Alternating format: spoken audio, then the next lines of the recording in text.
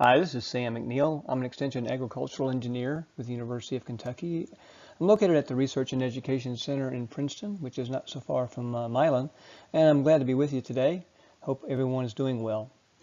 Wanted to talk with you about grain storage, and I think as we go forward, the pressure is probably going to be on managing grain for a little bit longer storage period than we've had in the past, maybe than we have experience with. So I wanted to cover some of the topics that relate to longer term storage and building on some of the basics that we do know about grain storage. So let me turn the camera off here and let me share my contact information with you there. As I said, located in Princeton, email, web address, and phone number located on the screen. I'll share this as well at the end. On the topics we want to cover today include some of the basic relationships on grain storage, including the shelf life. We'll look at quickly at storage times for corn and beans. Take a quick look, just a refresher for some of the folks there to remind us how the environment impacts insects and moles and how that relates to grain storage and how it interacts with moisture equilibrium conditions and some of the basic information that many of you have seen in the past, but again, I think it serves as a refresher today. So when we're talking about managing grain in the bins, there's an acronym that we use that actually refers to, is taken from the Integrated Pest Management Scheme or approach to grain storage, and that's Sanitation, Loading, Aeration, and Monitoring, or SLAM. We'll go through some of those points. And on the monitoring piece, I'll share some of the new technologies that are available for making the job easier to monitor stored grain. Just briefly mention, I don't have a lot of time, but there's a lot of information out there on safety considerations for stored grain and inspecting grain. And then I'll close out with some resources from universities and in the industry.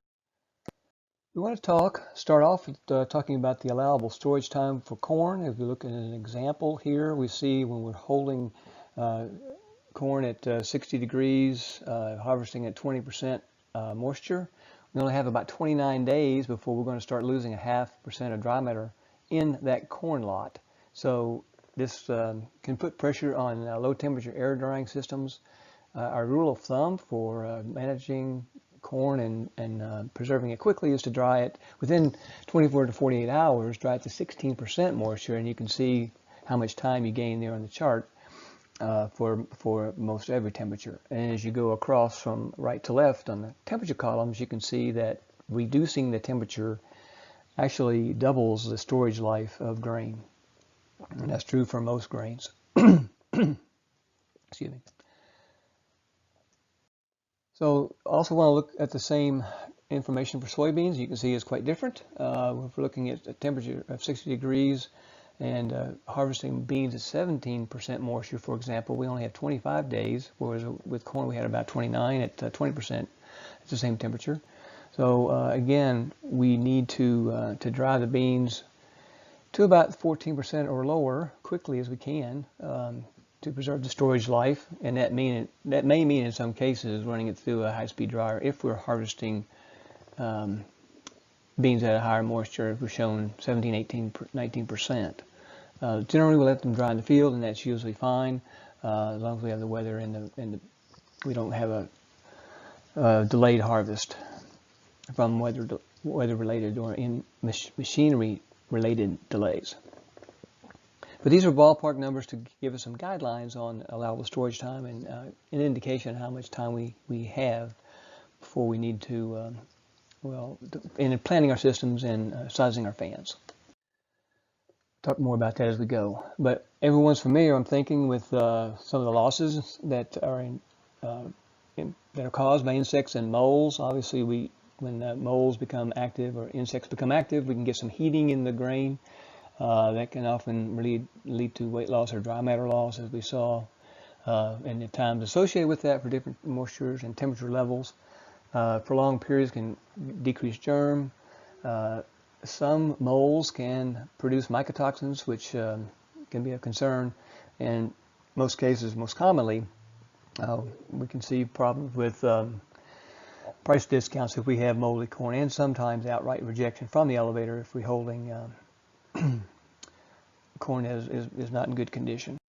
We know that insects like to be warm, and here we're showing that they're quite active in the 80 to 90 degree range.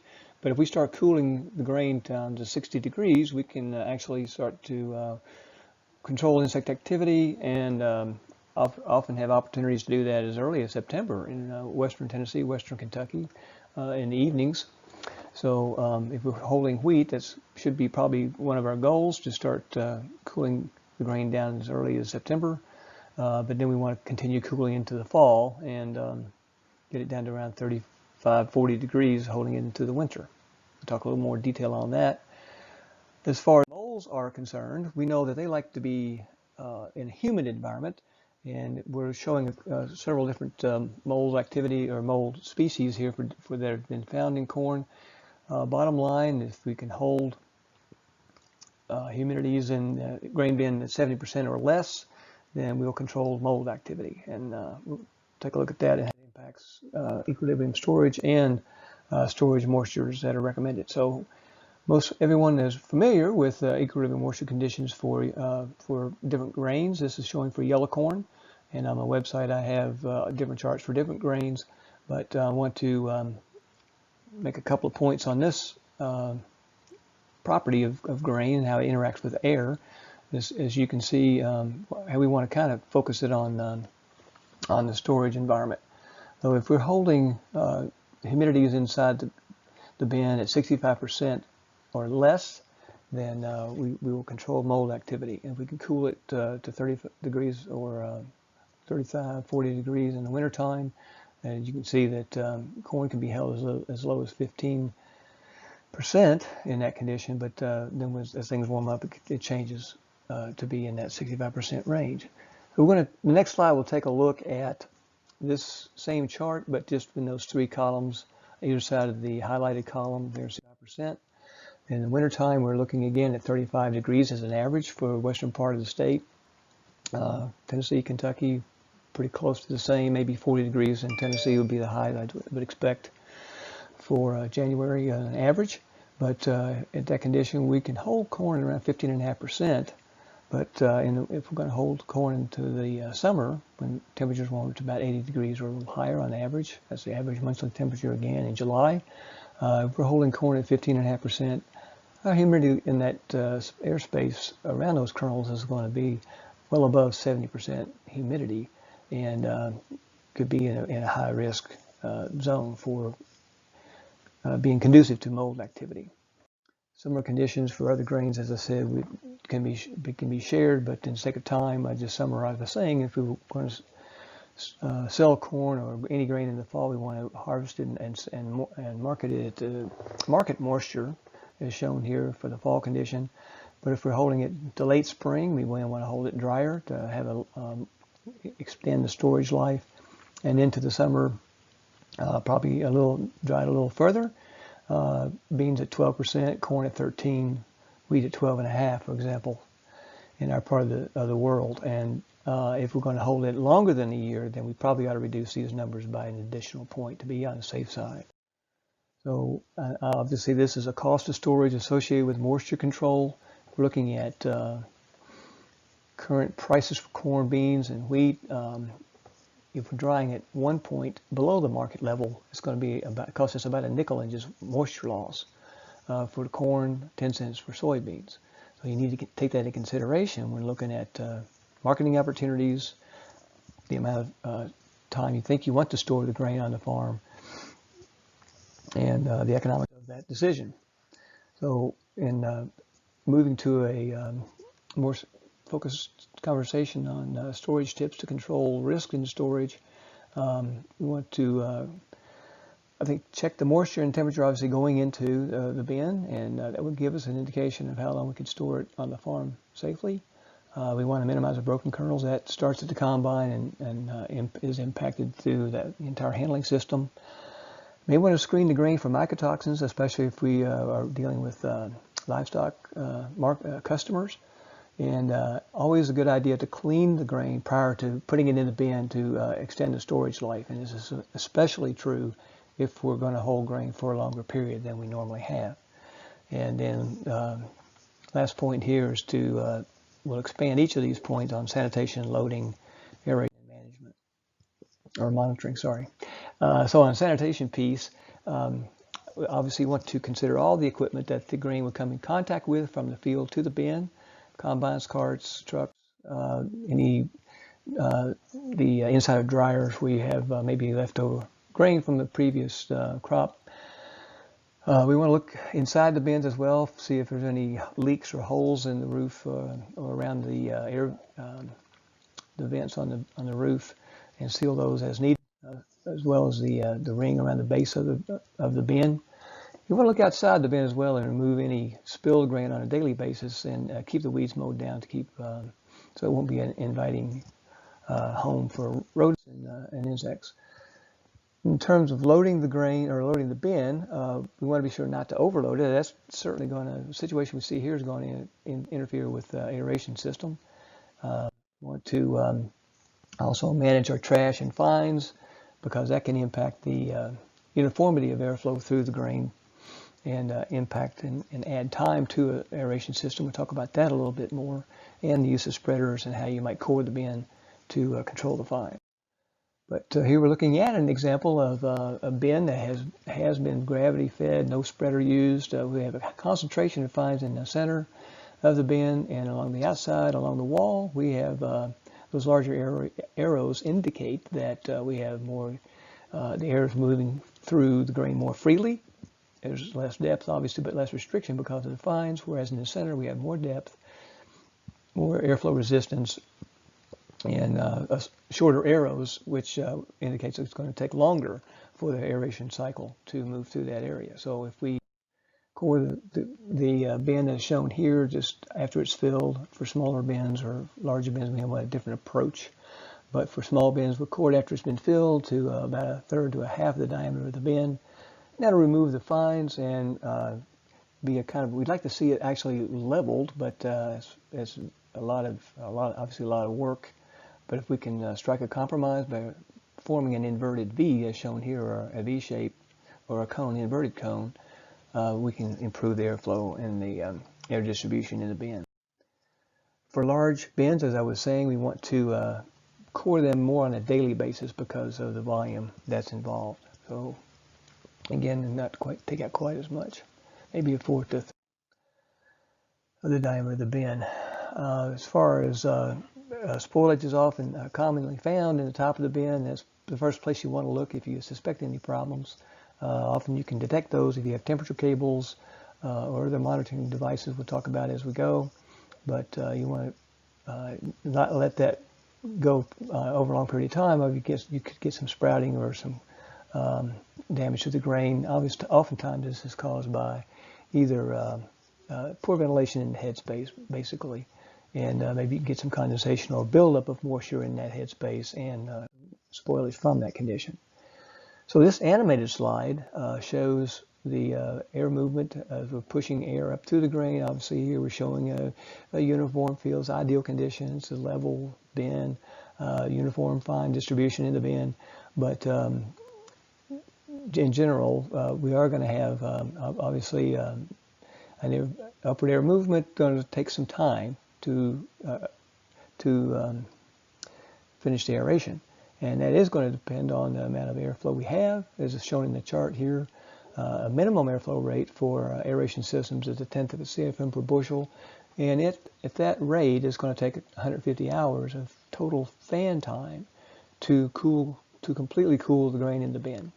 Doesn't matter if we're pushing it up or pulling air down through the bin, it's going to take the same amount of time at that airflow rate.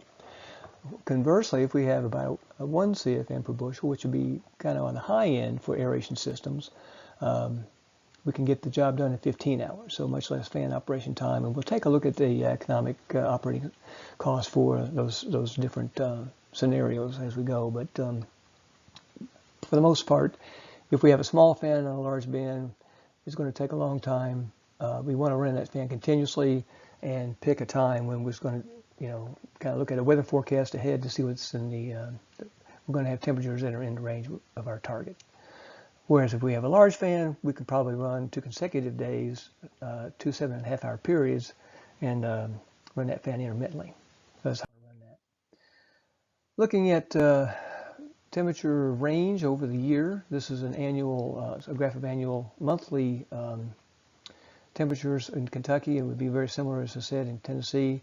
But generally, we want to run the fans anytime the air is 10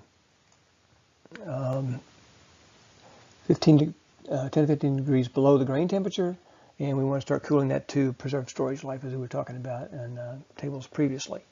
So oftentimes we have a chance to run our fans in mid-September or even as early as early September. But the goal would be then to cool grain to that monthly temperature as quickly as we can.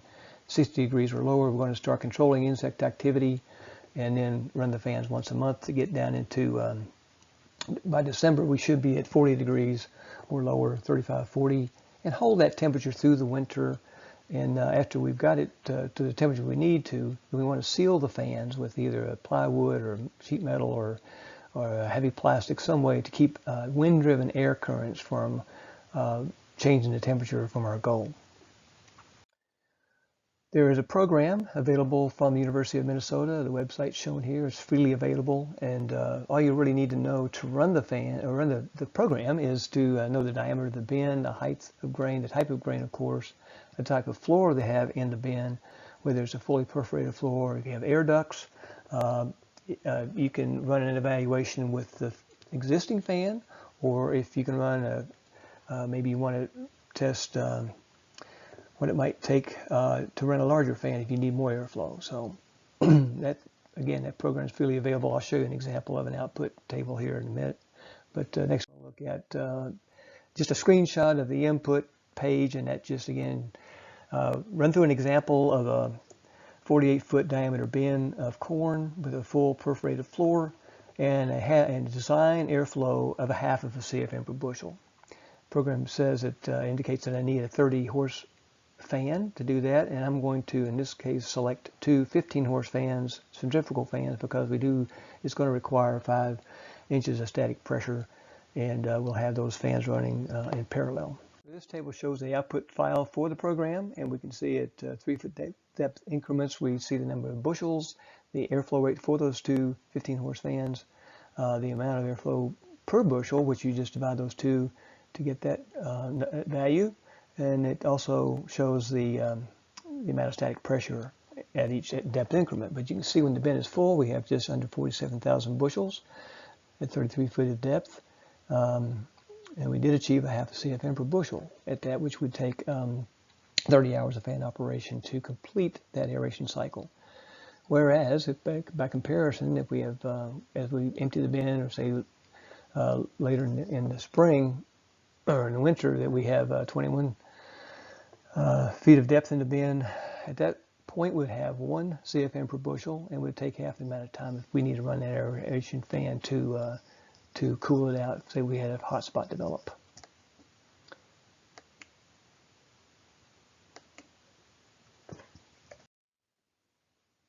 So the cost of aeration, I just want to run through an example here. This is just operating costs for that example we had, and looking at an electric rate of 10 cents per kilowatt hour. But at the minimum airflow rate, it would only take a 3-horse fan to get a tenth of a CFM per bushel through that. It would take 450 hours total of fan operating time to complete 3 aeration cycles, and that would cost about $135 of electricity. But it's only about 0.3 of a cent per bushel, and so it's pretty affordable insect control. Similar for 7.5-horse fan, we'd have 1/4 of a CFM per bushel, but then in our design we shared there, we'd have a half CFM per bushel for 2 15-horse fans or 1 30-horse fan, and it would take a total of 90 hours or $270 of electricity, and then cost of about 0.6 of a cent per bushel. So again, very affordable insect control. So I encourage folks to consider putting in temperature cables to track the aeration cycle. These have been around actually for several decades, but we still don't see a lot of them in older bins or retrofits and bins. Tend to see more of them in newer installations, but there's a range of operating operating options for these temperature cables. You can have a kind of a plug and play. You can have a fully automated system is shown here, and I'll share websites for these companies at the end of the presentation. But I wanted to show how accessible this information has become because of cell phones, smartphones, Androids even have these plug-in these monitoring systems that are fully versatile and allow you to remotely control or monitor the situation in the bin. So they're very, very handy. This is just a snapshot or a screenshot actually of one of the vendors to show the installation of the cables in the bin, and then the number of cables. You can see there are 26 cables in this example for this bin, and then what the values are for each location. So it can allow you to monitor conditions that it's difficult to run a probe, obviously. So it's very handy in that regard as well. So other probes are available for monitoring insects. This is just a pit trap shown on the right, or a grain probe shown on the left, where you can collect samples and then look for insects. Or if you have the pit traps, you can insert those directly in the grain and monitor insect activity on a weekly basis. This can also be automated, and the instrument you're seeing here is actually a system from OPI that has an infrared detector at the base of that pit trap, and it actually counts the insects as they fall into the tip of the probe, and you can use that to monitor it either, again, with a plug-and-play monitor, or you can fully automate that as well and monitor with a computer or a cell phone. I've seen that demonstrated at field days, other universities. So wrapping up this piece on commercial controllers, there's several manufacturers out there. Most of them tend to be visible, obviously, at the Farm Machinery Show there in Louisville, or at Farm Progress Show that's coming up later this summer. I suspect they'll have that this year, but there are several vendors that market this equipment. One thing I want to bring to your attention, you may not know about, is the CO2 monitors, and this is gaining popularity because it's the versatility and the power of it. But if you can detect CO2 rise in stored grain, you probably get you'll see that before you'll see a temperature rise, more than likely. So it's a very handy tool. Some of these run in the range of a moisture content or a moisture meter, so a couple $100. So, but they're very handy, and this should be added, I think, to the arsenal of tools that we have available for monitoring grain. And again, this is just a partial list of temperature and humidity monitoring devices and companies that make this equipment. The one up on the upper right is one out of Illinois that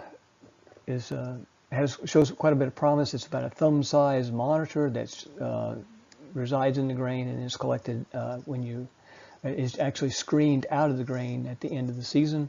The one shown on the lower left is the GoV wireless. It can be ordered on Amazon for, I think, for around $20, but it does have that little device you see. Hopefully you can see that in the corner.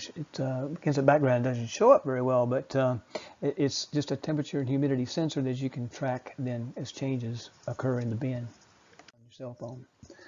Looking at just some comparable costs, temperature sensing cables run anywhere from $0.50 to $0.015 per bushel. Again, these in the scheme of things are really affordable, in my opinion. Fan circuit controllers can be also very affordable.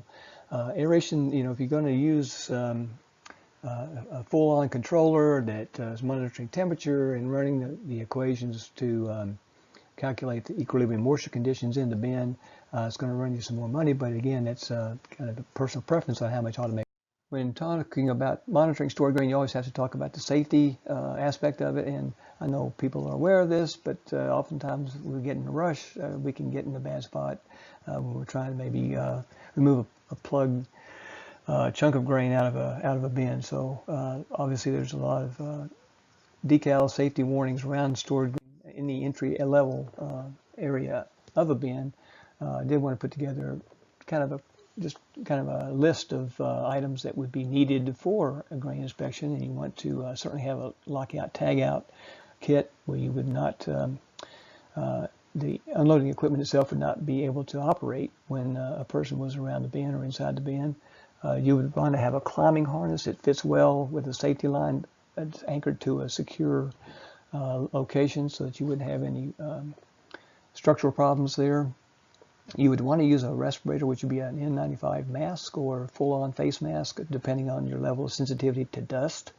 You would obviously want to have at least 2 or 3 people around. One, if a person has to go inside the bin, you would want to have another person on the top of the platform to monitor that condition and that activity. And you would need to also have a cofferdam. And many times this equipment can be demonstrated through EMS activities in the summertime, where they're talking about and having mock demonstrations of grain rescues. I want to close out by just offering and sharing some resources at the universities. Most of the ones you see here, of course, in the Midwest, but also I think the ones in the Southeast, maybe the ones you want to look at first, because many of the recommendations on storage they are predicated on regional needs. And some of the resources include, again, some of the ones we've talked about already. The Midwest Plan Service has a new handbook. Well, it came out in 2018, and it's already in its second edition, or second printing rather. And it's been widely used as a textbook and a resource for college level classes. The American Society of Agricultural and Biological Engineers, that's the group that's active with establishing equilibrium moisture conditions for different grains.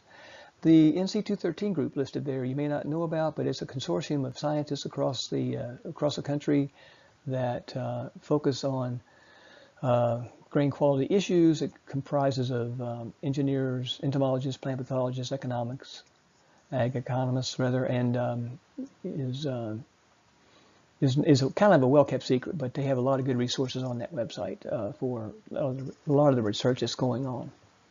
The JEEPS organization there is the Grain Elevators and Processors Society. They offer a lot of training programs, so if you have need for any training in your facility, they tend to be a little pricey and geared more towards commercial elevators, but at the same time, we have a lot of farms in our area that are as large as some commercial elevators. So I think if any of your employees need training, it's a good outlet and information source for that. The USDA Grain Lab mentioned here is located in Manhattan, Kansas, and they're also quite active in some grain research. So with that, I will close and thank you for your attention. Hope everyone's well, stays well, and hope to see you soon.